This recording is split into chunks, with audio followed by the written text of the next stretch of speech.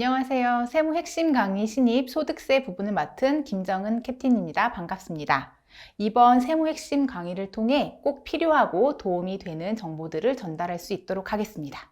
오늘은 첫 시간으로 소득세에 대해서 소득세법이란 무엇인지 사례로 알아보는 소득세의 구조에 대해서 알아보도록 하겠습니다. 자, 오늘 첫 시간은 이제 소득세를 처음 우리가 맞이하는 기분으로 소득세의 발생 원인과 소득세를 누구한테 부과하게 되는지에 대해서 알아볼 텐데요. 자, 소득이 발생하면 기분이 아주 좋기도 하지만 조금 씁쓸해서 눈물이 나는 경우도 있을 수 있을 것 같습니다. 자, 소득이 발생하는 경우는 당연히 기분이 좋겠지만 소득에는 무조건 세금이 따르기 때문입니다. 자, 소득에는 왜 세금을 내야 할까요? 자, 국가가 여러 정책을 집행할 때에는 여러 목적에 맞는 세금을 부과하고 과세하게 됩니다. 따라서 소득에 대해 과세하는 경우에 우리는 소득세라고 합니다.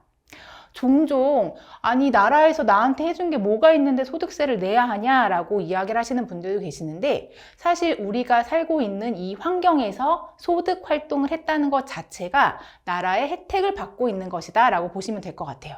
여러분들이 만약에 저기 아프리카에 산다던가 하는 경우에는 지금처럼 이런 환경을 누리지 못하고 소득 활동을 할 수 없기 때문에 그런 거에 대한 반대급부로 소득세가 발생한다 라고 보시면 될 것 같습니다.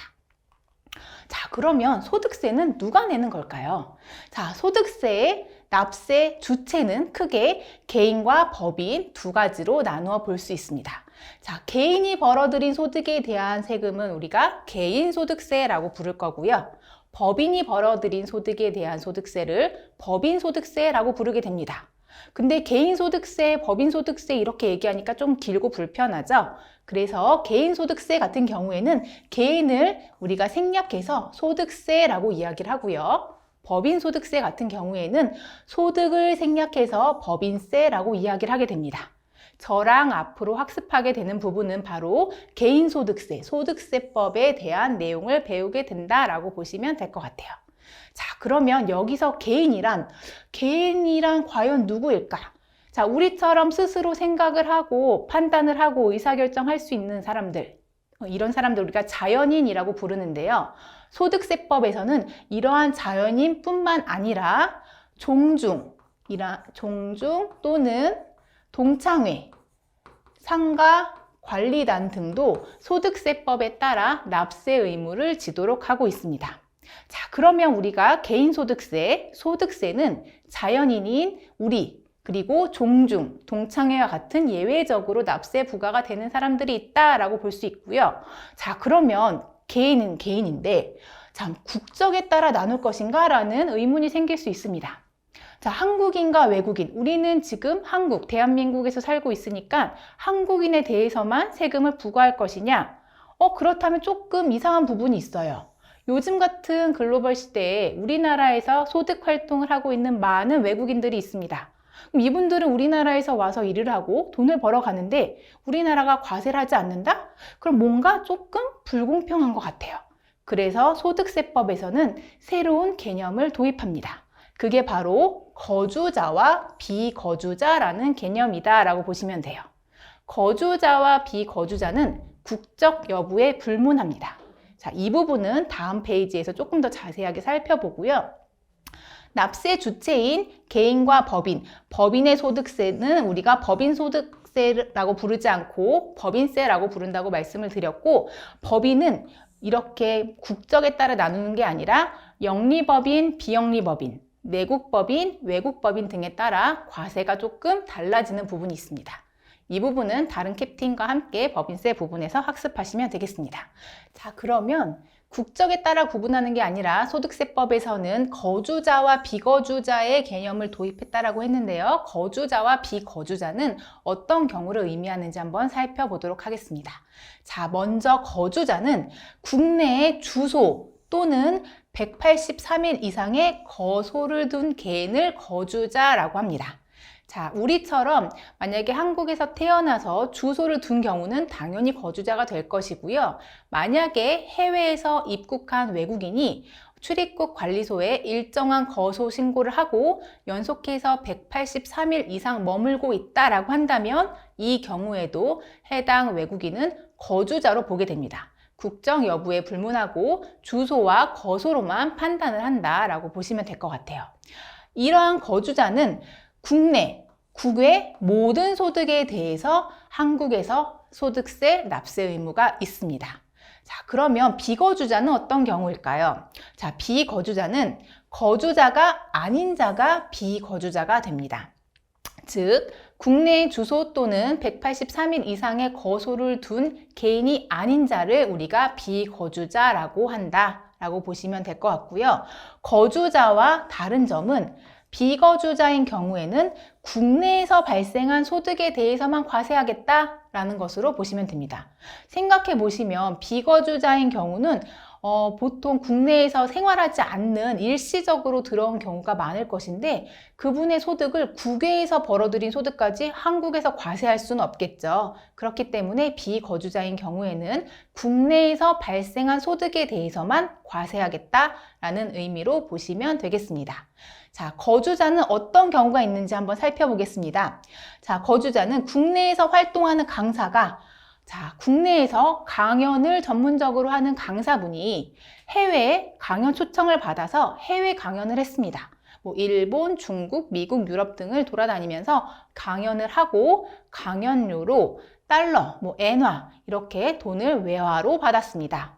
자, 이분은 국내에서 주소를 두고 국내에서 생활하고 있는 강사분이기 때문에 국외에서 벌어들인 해외 강연료도 5월달 종합소득세 신고할 때 합산해서 신고하셔야 됩니다. 자, 두 번째는 국내에 입국해서 근무하는 외국인이 있을 수 있습니다.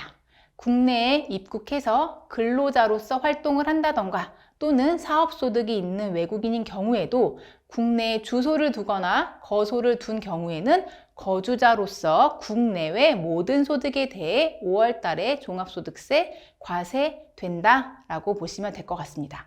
그럼 비거주자는 어떤 경우가 있을까요? 자, 예를 들어서 국내에 부동산 임대소득이 있는 재외교포가 있을 수 있습니다. 자, 예를 들어 브라운 김 씨가 있어요. 한국 분이신데 미국에 가서 살고 계신 거예요. 자, 이분이 옛날부터 물려받은 상가가 하나 있어서 국내에서는 부동산 임대소득이 발생합니다. 그래서 우리 세무사무실에서는 그 부동산 임대소득, 상가 임대소득에 대해서 기장을 하고 부가세 신고도 하고 있어요. 자, 이분은 그러면 한국인인데 거주자일까요? 비거주자일까요? 자, 국내에 주소 또는 183일 이상의 거소가 없죠. 그렇기 때문에 이분은 비거주자입니다. 그러면 비거주자는 세금을 안 내는 것이냐? 그게 아니라 국내에서 이렇게 부동산 임대를 하고 있고 이 부동산 임대 소득은 국내에서 발생하는 소득이기 때문에 그러면 한국에서 발생한 소득에 대해서는 세금을 내야지 라는 게 국세청의 입장입니다. 그렇기 때문에 국내에서 발생한 소득은 아무리 비거주자다라고 하더라도 종합소득세 과세되고 신고 의무가 있습니다. 또한 해외 유명 연예인이 국내에 공연을 하러 왔어요. 국내에서 티켓을 판매를 했고 공연을 너무 성공적으로 마쳐서 돌아갔습니다. 자, 공연 판매 수익이 있을 수 있겠죠. 그런 공연 판매 수익은 국내에서 발생한 수익입니다. 그쵸? 이 경우에는 국내에서 발생한 국내 원천 소득에 해당하기 때문에 이 경우에 해당 연예인이 비거주자라고 하더라도 국내에서 소득세 납세 의무가 발생한다라고 보시면 될 것 같습니다. 그럼 여기서 잠깐 퀴즈. 다나카상은 납세 의무가 있을까요? 없을까요? 자, 요새 핫하게 많이 나오고 있는 다나카상 많이들 알고 계시죠? 사실 이분이 일본인 컨셉으로 활동하는 한국 분이라고는 알고 있는데 우리가 간단하게 일본인이라고 생각을 해봅시다. 자, 국적은 외국인이에요. 한국인이 아닙니다. 그렇지만 소득세법상 우리는 거주자와 비거주자로 구분을 한다고 했습니다. 자, 그렇다면 다나카상이 국내에 주소를 뒀거나 183일 이상의 거소를 둔 경우다라고 한다면 거주자로서 납세 의무가 있겠습니다. 예를 들어 음원 판매 수익이라든지 광고 수익에 대해서 거주자로서 납세 의무를 갖고 있기 때문에 국내외 모든 소득에 대해 납세 의무가 있을 것이고요. 만약에 다나카상이 그냥 들락날락 하는 일본인이었다. 183일 이상 연속해서 거소를 두지 않고 한 달 잠깐 와서 생활하고 다시 또 일본에 돌아가서 6개월 하고 이렇게 비거주자로서의 요건을 만족했다라고 한다면 그때 다나카상의 소득세 과세 부분은 국내에서 벌어들인 음원 수익이나 광고 수익에 대해서만 부과가 되겠죠. 자, 차이는 거주자로 되는 경우에는 국내 외의 모든 소득에 대해서 과세가 되는 부분이기 때문에 거주자냐 비거주자냐를 판단하는 이 기준은 굉장히 중요한 부분이다라고 보시면 되겠습니다.